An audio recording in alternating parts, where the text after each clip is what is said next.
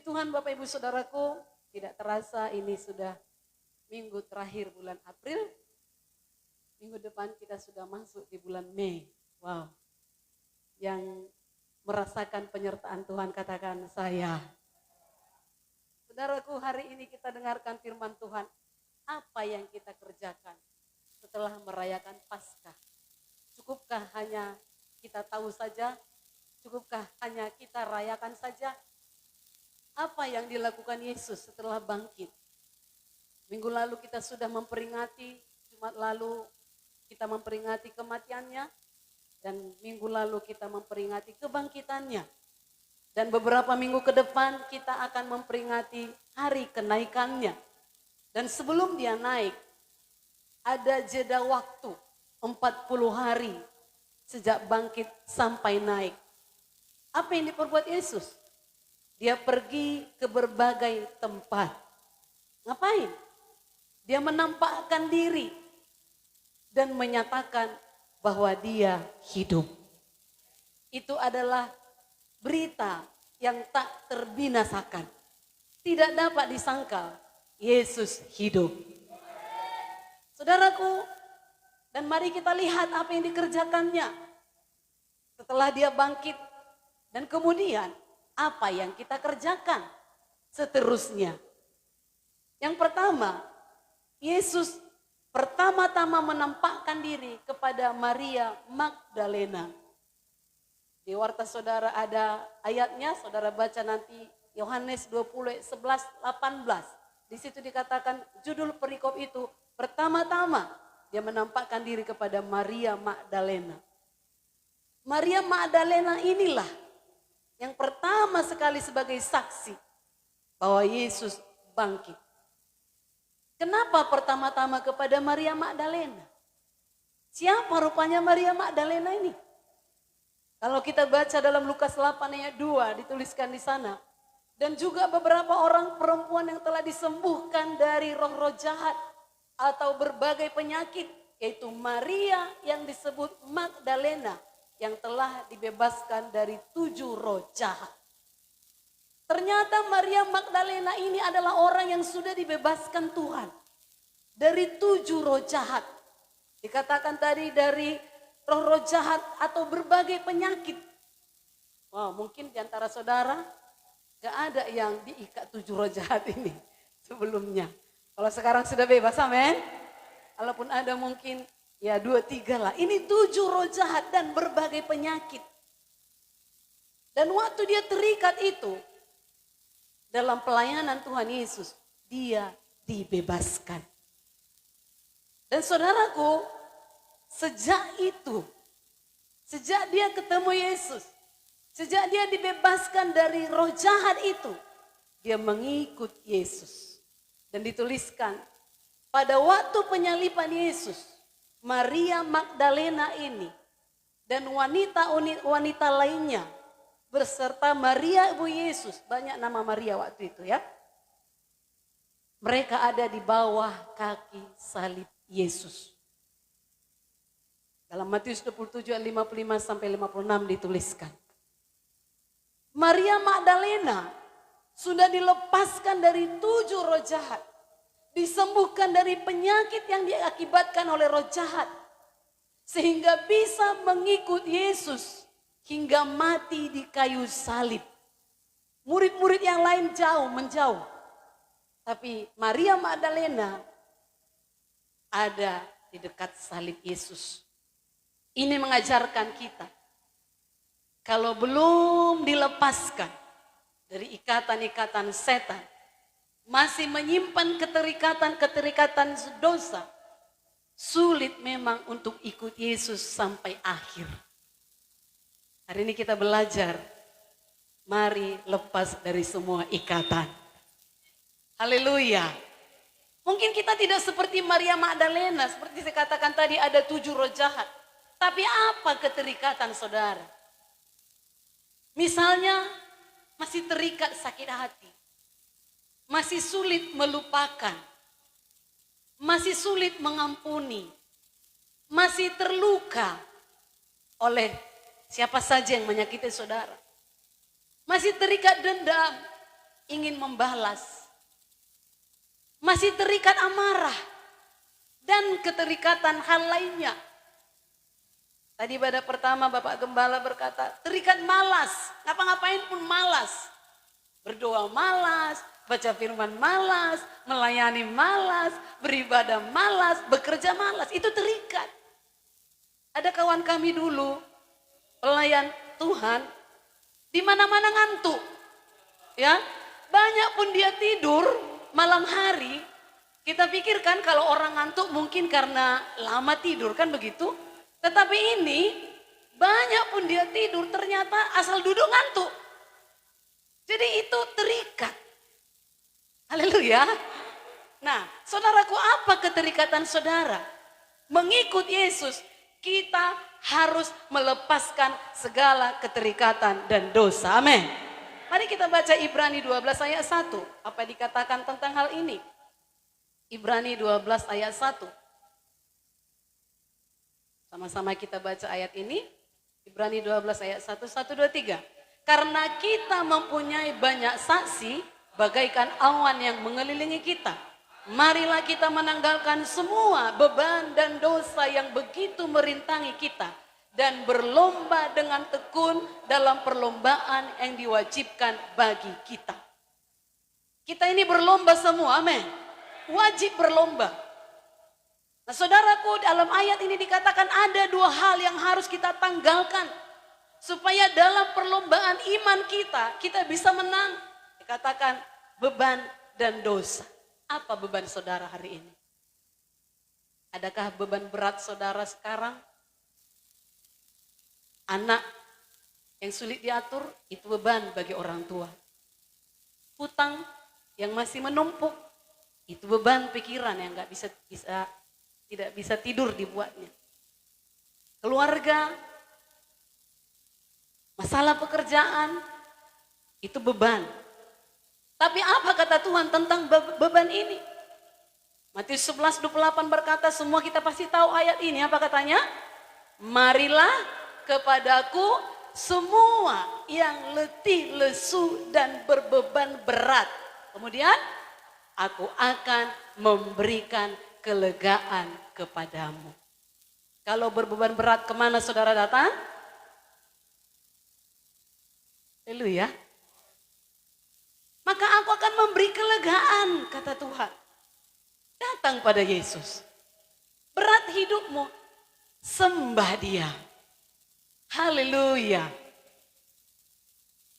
Dan kedua dikatakan dosa. Dosa itu dalam terjemahan bahasa Inggrisnya parasitic sin. Parasit. Semua kita tahu apa itu parasit. Itu seperti benalu yang menyedot sari dari pohon yang ditumpanginya. Jadi dosa yang kita masih bawa-bawa itu seperti parasit yang menggerogoti kerohanian kita. Itulah dosa, parasit. Digerogotinya kerohanian kita sehingga kita tidak bergairah ikut Tuhan. Tidak semangat ikut Tuhan. Tidak bergairah lagi melayani. Ya ibadah ya biasa saja. Itu karena ada dosa. Dan dosa itu seperti parasit yang menyedot kerohanian saudara.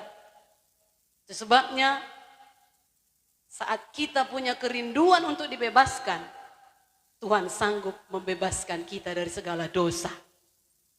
1 Yohanes 1:9 berkata, lalu kita datang, ampuni aku Tuhan. Orang lain gak tahu ini aku sedang dosa dalam ini.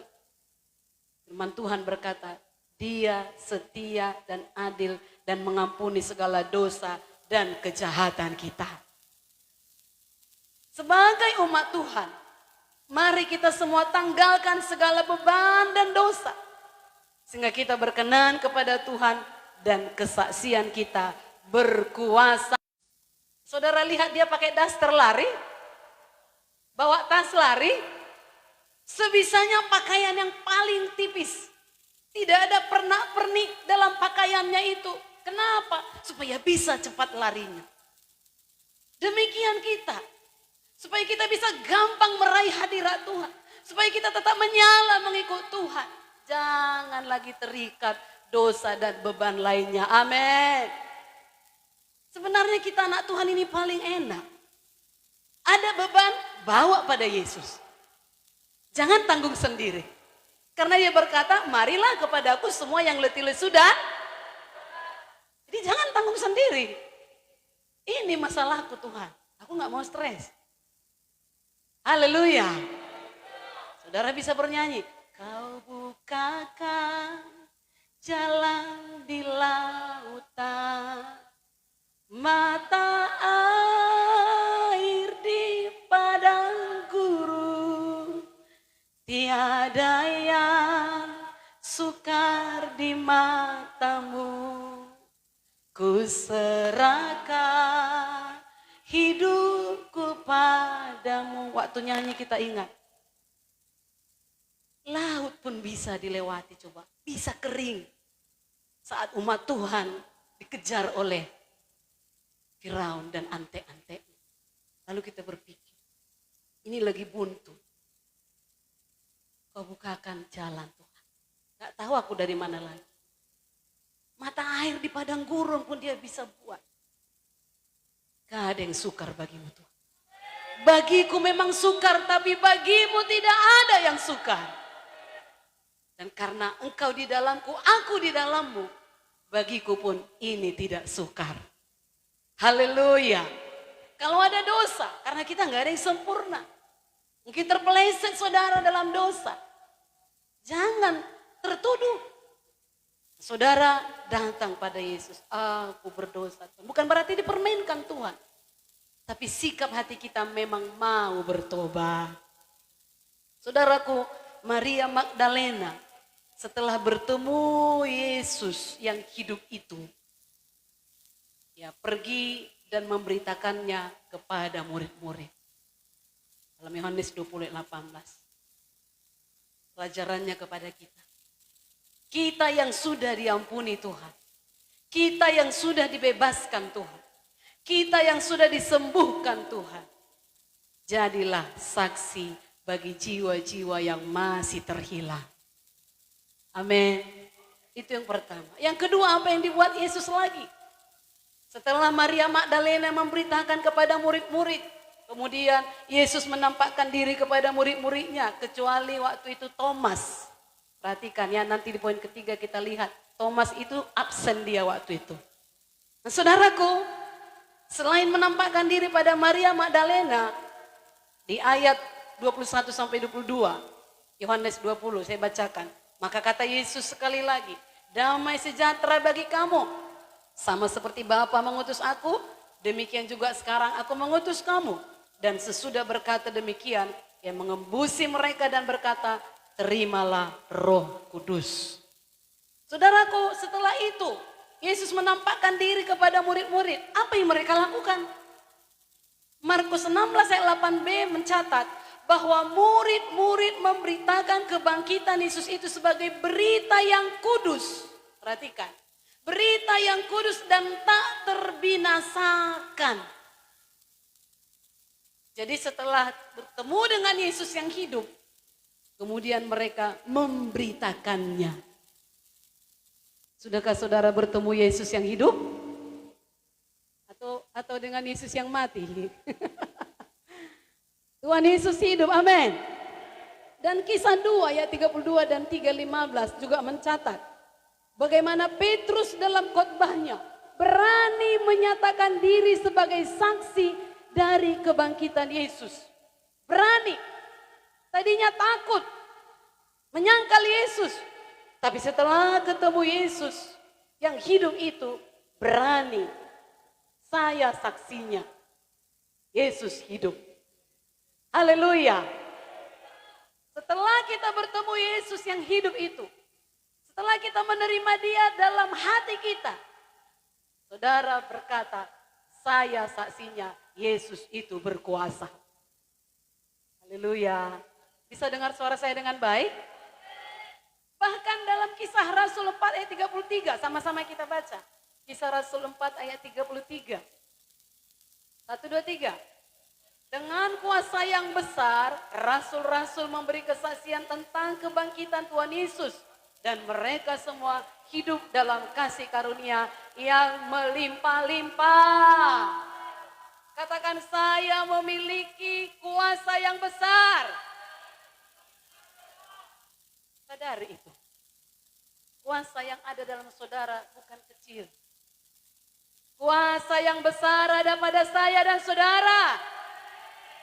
Janganlah lemah. Kalau ada masalah jangan langsung frustrasi. Jangan tawar hati. Amsal berkata orang yang tawar hati kecil kekuatannya. Padahal ini firman Tuhan berkata kita punya kuasa yang besar. Kalahkan masalah saudara. Perhatikan. Yang melihat Yesus naik ke sorga adalah murid-murid pertamanya. Dan nanti kelak yang melihat dan mendengar sangkakala dibunyikan akan kedatangannya yang kedua adalah juga yang menjadi murid-muridnya. Adakah saudara menjadi murid Yesus? Kalau dulu menyaksikan dia naik adalah murid-murid pertamanya, nanti waktu dia datang yang mendengar sangkakala itu bunyi adalah juga murid-muridnya.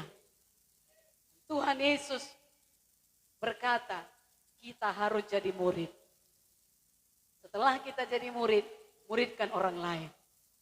Mari kita baca ayat pamungkas Matius 28 ayat 19 sampai 20. Tanpa ini penyertaan Tuhan bisa diragukan. Matius 28 ayat 19 sampai 20. Sama-sama 1, 2, 3. Jadikanlah semua bangsa muridku dan baptislah mereka dalam nama Bapa dan Anak dan Roh Kudus. Dan ajarlah mereka melakukan segala sesuatu yang telah kuperintahkan kepadamu. Dan ketahuilah aku menyertai kamu senantiasa sampai kepada akhir zaman. Mau disertai Tuhan? Ini tugas kita. Ini tugas kita semua. Jangan kita lalai akan tugas ini. Memang banyak pergumulan hidup, tapi ini tugas gereja. Saya dan saudara gerejanya jangan lalai akan tugas ini. Pergilah jadikan semua bangsa muridku. Wow. Jadikan semua keluargamu murid Tuhan. Haleluya. Saudaraku, coba ingat, kapan terakhir saudara bersaksi? Sejak lahir baru. Coba ingat, kapan terakhir bersaksi? Kapan terakhir bawa jiwa? Mari kita setelah merayakan Paskah menyadarinya, ini tugas kita. Beberapa kriteria jadi seorang murid, 2 perkara saja hari ini, mengutamakan Tuhan dan pikul salib. Haleluya. Apa maksudnya mengutamakan Tuhan ini? Gak perlu lagi kerja? Gak perlu lagi urus keluarga? Bukan itu maksudnya. Tapi lihat Lukas 14 ayat 26. Makanya ada orang tersesat bisa membaca ini. Kalau enggak dipahami ya. Lukas 14 ayat 26 apa katanya?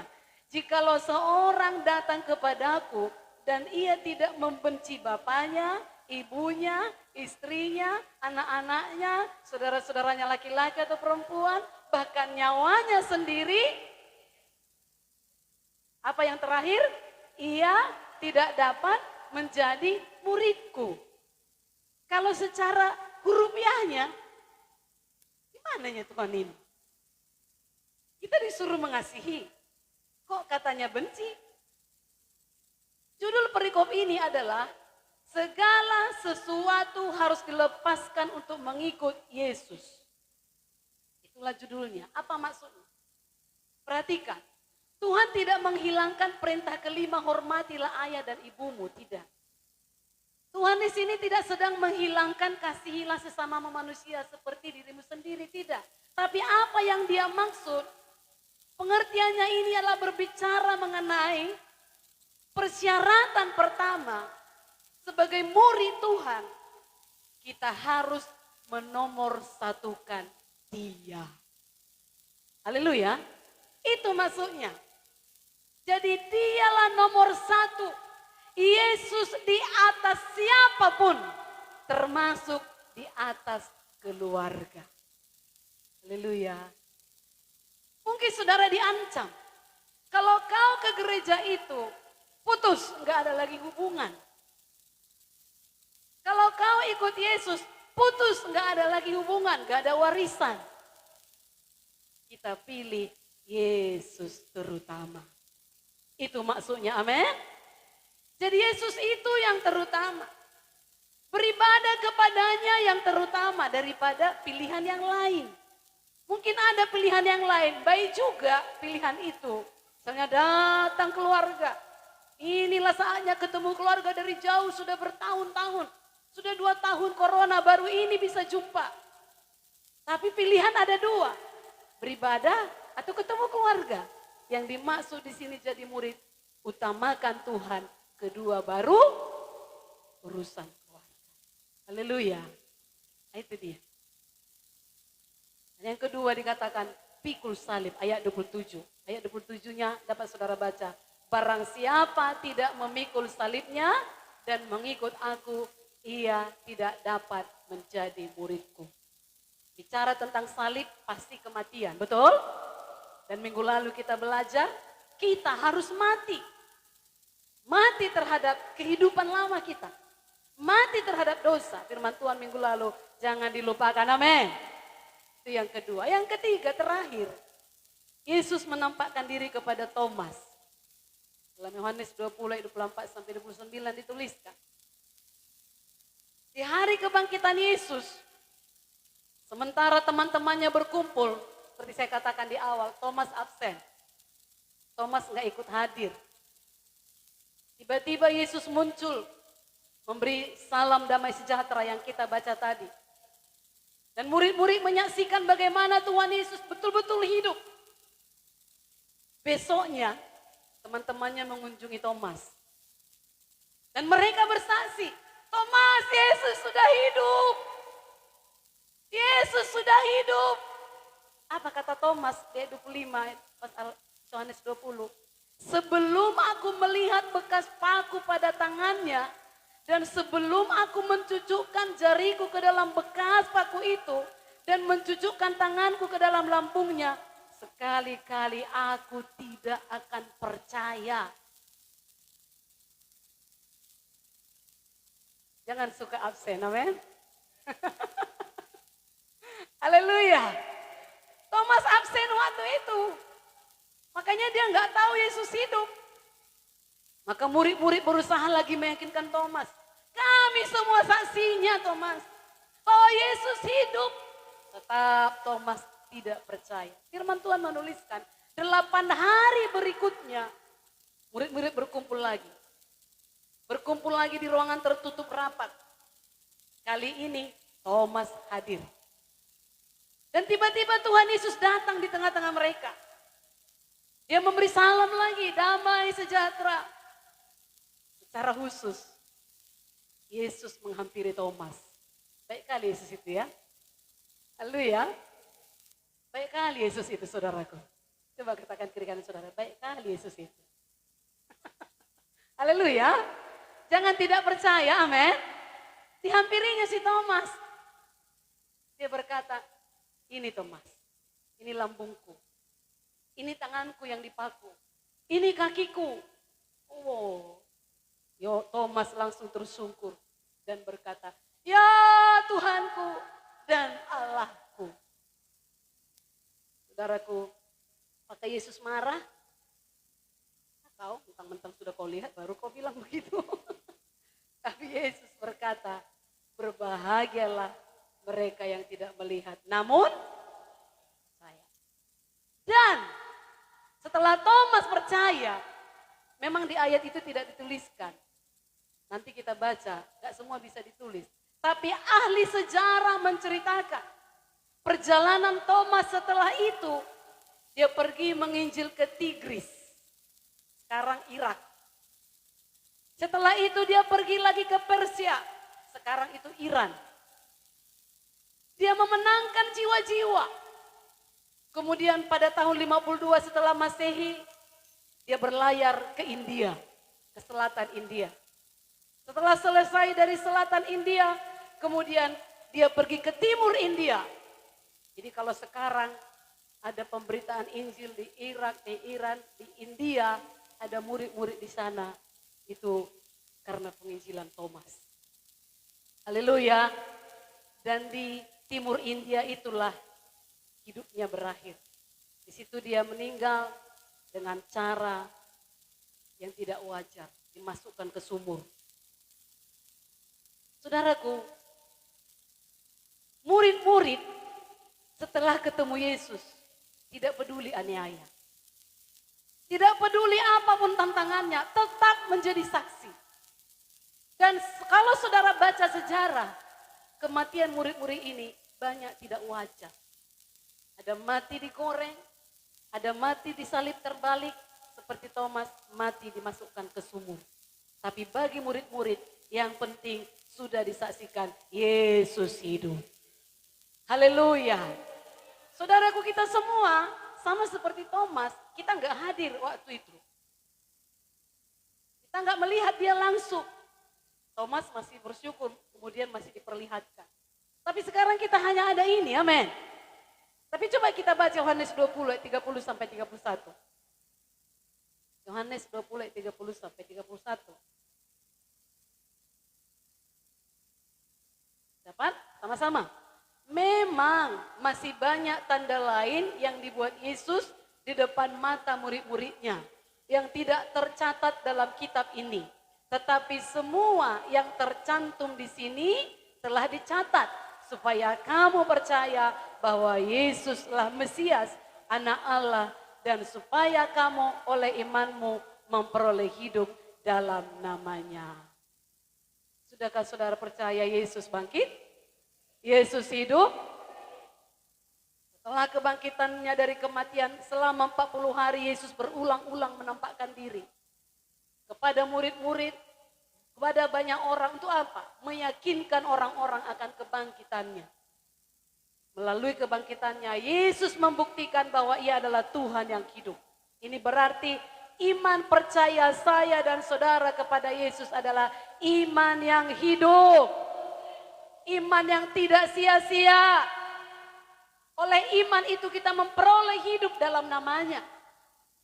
Biarlah sebagai orang percaya kita benar-benar merasakan dan mengalami kuasa kebangkitan Yesus. Haleluya. Jadi kita memiliki Tuhan yang hidup, amin. Dia sanggup menolong. Dia sanggup mengampuni. Dia sanggup menyembuhkan saudara. Dia sanggup menyelamatkan saudara. Dia sanggup menjawab doa saudara. Dan kelak dia menjemput gerejanya yang percaya dan yang melakukan kehendaknya. Yang mau melakukan kehendaknya katakan saya. Saudaraku, kesaksian tentang Tuhan Yesus bangkit dan hidup terus menerus disampaikan. Dari generasi ke generasi sampai kita sekarang ini. Dan jangan berhenti di kita. Mari juga terus diberitakan, amin. Kitalah orang yang percaya. Yang memberitakan tentang kuasa kebangkitannya. Namun sangat disayangkan. Banyak orang percaya kehilangan kesaksiannya. Sangat disayangkan. Inti dari gereja, perhatikan saudara. Inti dari gereja bukanlah soal kemegahan gedungnya. Kalau saudara lihat sekarang banyak gedung gereja yang megah. Tapi inti gereja bukanlah kemegahan gedungnya. Bukan karena gedung kita seperti ini lalu saya katakan demikian. Bukan. Haleluya.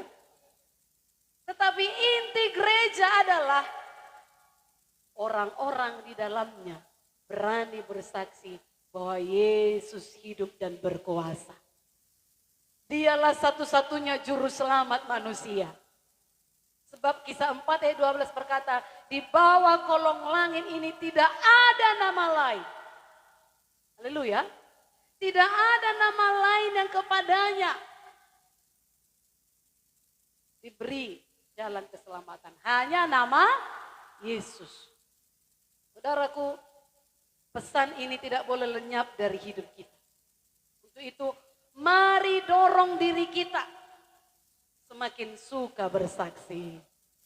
Haleluya. Saudara kekede, jangan menggosipi pemerintah saja. Memanglah pemerintah ini minyak goreng langka lah. Memanglah presiden kita ini macam-macam. Jangan digosipi pemerintah. Haleluya. Haleluya. Saudara belanja, beritakan Yesus. Memang sulit ekonomi ya, kata orang-orang. Iya, tapi kita yang percaya pasti dipelihara Tuhan. Itu dia.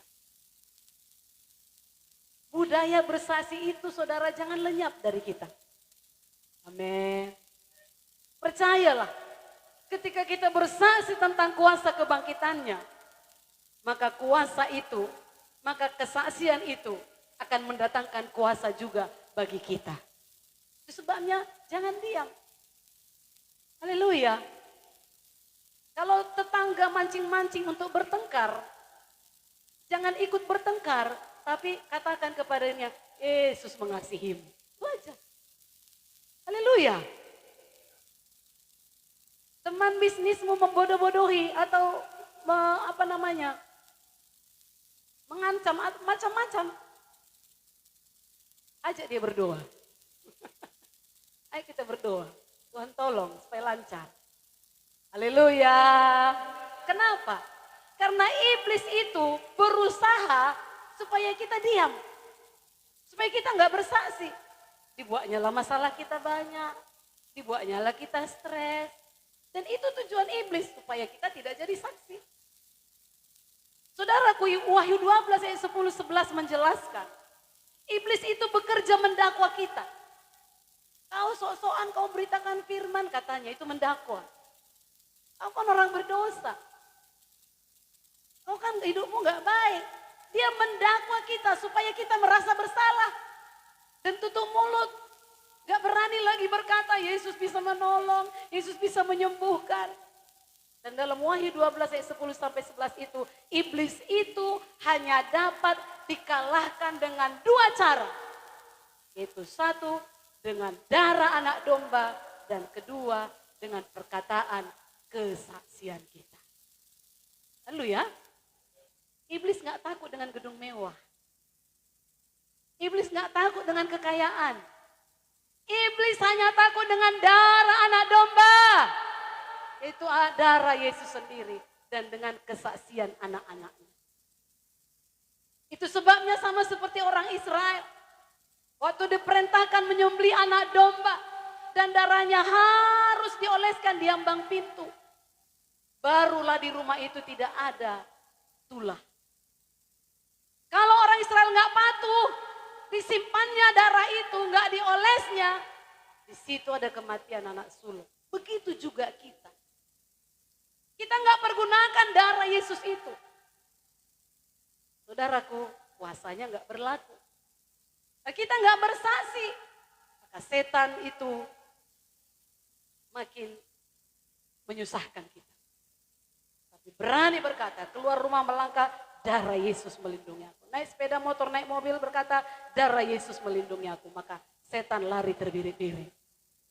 Dan dimanapun saudara berani berkata, Yesus hidup, Yesus berkuasa. Ada masalah di situ, mari kita berdoa. Yesus pasti menolong. Maka disitulah iblis lari terbirit-birit. Amin.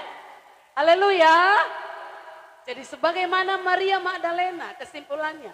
Sebagaimana Maria Magdalena, murid-muridnya, Thomas setelah percaya. Dan gereja mula-mula juga bersaksi tentang kuasa kebangkitan Yesus. Sehingga mereka berjalan dalam kemuliaan yang besar. Biarlah juga saya dan saudara berani bersaksi tentang kuasa kebangkitan Yesus. Supaya kuasa darah itu tidak sia-sia. Dan kuasa kebangkitannya itu bekerja dalam hidup kita. Bekerja dalam keluarga saudara, amin. bekerja di gereja kita, amin. Semakin sering kita bersaksi, maka semakin teguh iman kita. Semakin tidak pernah kita bersaksi, keselamatan kita pun diragukan. Betul? Iyalah. Haleluya. Sekali lagi penutupnya. Ingat kapan terakhir bersaksi. Sudah ingat apa? Kerjakan. Seperti dibilang Pak Sembiran. Amin. Haleluya. Sama siapa aku bersaksi? Ya di mana saudara berada? Karena dikatakan sampai ke ujung bumi. Di mana saudara berada? Apa pekerjaan saudara? Di situ tanggung jawab kita. Ketemu orang senyum, jangan muka murung. Itu sudah bersaksi. Kalau senyum, sukacita, adapun masalah bisa bersukacita, itu sudah jadi kesaksian. Haleluya. Di hikmat hari ini adalah hidupku adalah kesaksian. Mari kita ucapkan kata-kata ini. 1, 2, 3. Maka muka-muka anak Tuhan harus ceria. Supaya jadi kesaksian. Jangan nampakkan banyak hutangmu. Jangan nampakkan banyak masalahmu. Sehingga orang tertarik. Dia kok segar kali ya. Umur 50 seolah-olah umur 30. Haleluya. Jangan umur kita 30 dibilang 50. Lalu kita berkata dia anak Tuhan. Lalu orang bilang, Amang, oh ya Mang Soni do anak Tuhan katanya. Kita ngeluh di depan mereka. Mereka pun berkata, Amang, oh ya Mang katanya anak Tuhan. Nah apapun masalahmu, kuasa kebangkitan sanggup menolongmu. Haleluya, sekali lagi katakan hidupku adalah kesaksian. Jadilah saksi, amin. Jangan mau didakwa iblis, masih banyak utangmu, masih banyak masalahmu, anakmu pun bandel. Mana bisa kau bersaksi? Itu dakwaan iblis. Baca nanti Wahyu 12, 10, 11. Dan dia hanya bisa dikalahkan dengan darah Yesus dan perkataan kesaksian kita. Amin. Mau mengalahkan iblis? Budayakan bersaksi. Ya. Haleluya. Kemanapun, dimanapun, jadilah saksi. Itu mengutamakan Tuhan. Jadilah saksi, jadi berkat. Gak semua beres dulu baru bersaksi. Bukan sembuh dulu baru bersaksi. Lagi sakit pun bersaksi kepada orang sakit. Haleluya. Maka kesembuhan kita sendiri makin diteguhkan. Mari kita bangkit berdiri. Haleluya.